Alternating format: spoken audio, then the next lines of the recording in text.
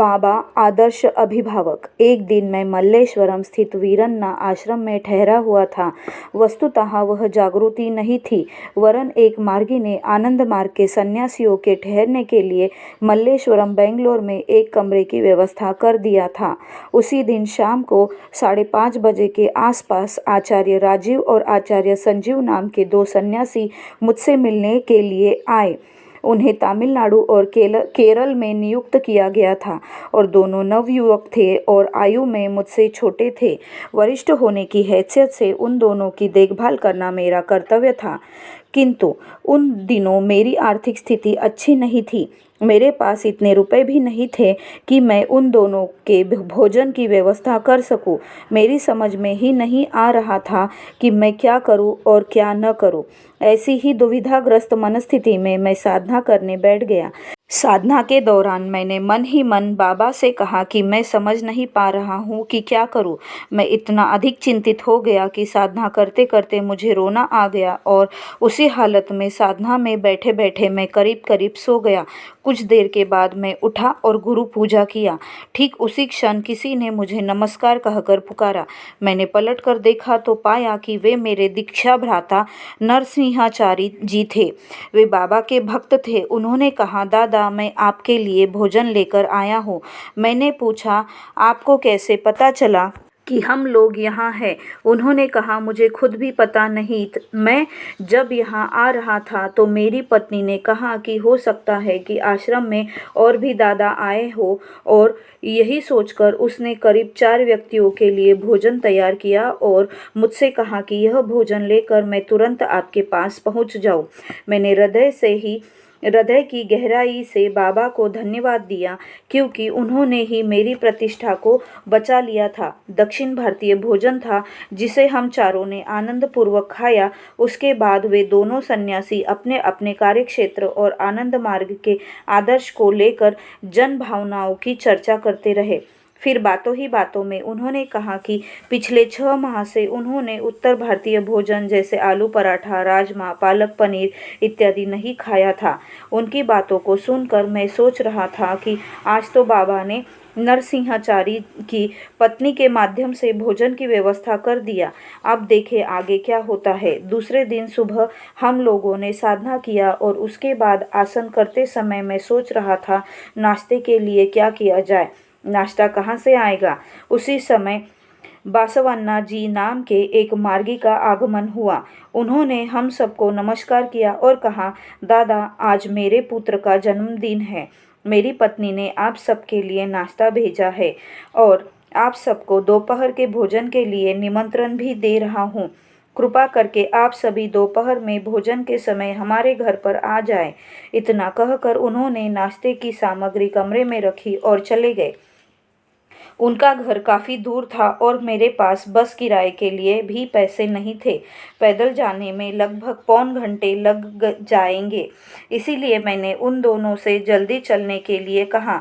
दोपहर लगभग 11:30 बजे हम लोग शहर की मुख्य सड़क पर पहुंचकर बासवन्ना जी के घर की तरफ चल पड़े। सूरज की झुलसा देने वाली गर्मी अपनी चरम सीमा पर थी। ऐसी विकट गर्मी में हम लोग करीब 300 मीटर दूर ही चले होंगे कि हमारे पीछे एक कार आकर रुकी और कार के ड्राइवर ने हम लोगों से कहा, स्वामी जी, आप लोग कहाँ जा रहे हैं? आइए, कार में बैठ जाइए। आप लोग जहाँ भी जाना चाहेंगे मैं आपको अपनी कार से वहाँ पहुँचा दूँगा। हम लोगों ने कहा, प्रस्ताव के लिए धन्यवाद, किंतु हम लोग कहीं और जा रहे हैं और आपको शायद किसी दूसरी दिशा में जाना है, इसीलिए आप जाइए, हम लोग पैदल ही चले जाएंगे। लेकिन वे नहीं माने और उन्होंने कहा, आज रविवार है और मैं कहीं काम नहीं करता, इसीलिए कृपया मेरी बात मान जाइए और कार में बैठ जाइए। अंततः हमें उनकी बात माननी पड़ी। हम तीनों उनकी कार में बैठ गए और हमारे निर्देशानुसार कार चलाकर उन्होंने हमें बासवन्ना जी के घर पहुंचा दिया। गंतव्य स्थल पर पहुंचकर हम लोग कार से उतर गए। वे भी अपनी कार से उतरे और उन्होंने अपना परिचय देते हुए कहा कि वे भवन निर्माता हैं और उनका नाम राजू है। मैं बासवन्ना जी से उनका परिचय करवाना चाहता था, अतः मैंने उनसे 5-10 मिनट रुकने का अनुरोध किया। परिचय प्राप्ति के बाद वे दोनों अपनी मातृभाषा में बात करने लगे और बातों बातों में बासवन्ना जी ने अपने पुत्र के जन्मदिन की खुशी में उन्हें भी लंच खाने का निमंत्रण दिया। वह अवसर ही ऐसा था कि राजू जी इनकार नहीं कर सके और उन्होंने हमारे साथ ही लंच किया। हम लोग एक साथ जब लंच खाने बैठे और जब हमें एक के बाद एक करके पकवान परोसे गए तो मैं आश्चर्यचकित रह गया, क्योंकि वे उत्तर भारतीय के वही व्यंजन थे जिसकी चर्चा मेरे पास आए दो घनिष्ठ सन्यासी कर रहे थे। बासवन्ना जी की पत्नी स्थानीय अर्थात दक्षिण भारतीय महिला थी और अपेक्षाकृत कम पढ़ी लिखी थी। मेरी समझ में ही नहीं आया कि उन्होंने मटर पनीर, राजमा और आलू पराठे के जैसे उत्तर भारत के व्यंजन बनाना कहाँ सीख लिया। मैं अपनी जिज्ञासा को रोक नहीं सका और बासवन्ना जी से पूछ बैठा। उन्होंने कहा, मेरी पत्नी ने भोजन नहीं बनाया है। उन्होंने सोचा कि आप लोग उत्तर भारत के हैं, इसीलिए उसी क्षेत्र के व्यंजन खाना पसंद करेंगे। हमारे पड़ोस में आगरा की एक महिला रहती है। आप लोगों की पसंद को ध्यान में रखते हुए मेरी पत्नी ने पड़ोस की उसी सहेली से आग्रह किया और उसी महिला ने ये सभी व्यंजन बनाए हैं। इस पूरे घटनाक्रम का सर्वाधिक रहस्यमय पहलू ये था कि आखिर बासवन्ना जी की पत्नी के मन में इन्हीं व्यंजनों को बनवाने का विचार कैसे आया, जिनकी चर्चा पिछली रात को मेरे पास ठहरे हुए दोनों सन्यासी कर रहे थे। कहानी यही समाप्त नहीं हुई, अंतिम दृश्य अभी बाकी है। लंच के बाद राजू जी ने हम लोगों से आनंद मार्ग के बारे में बातचीत की। उन्होंने यह भी पूछा कि हम लोग अपनी आर्थिक आवश्यकताओं की कैसे पूर्ति करते हैं। बासवन्ना जी ने उन्हें बतलाया कि आनंद मार्ग के सन्यासी पूरी तरह दान राशि और जनसाधारण के सहयोग पर ही आश्रित रहते हैं।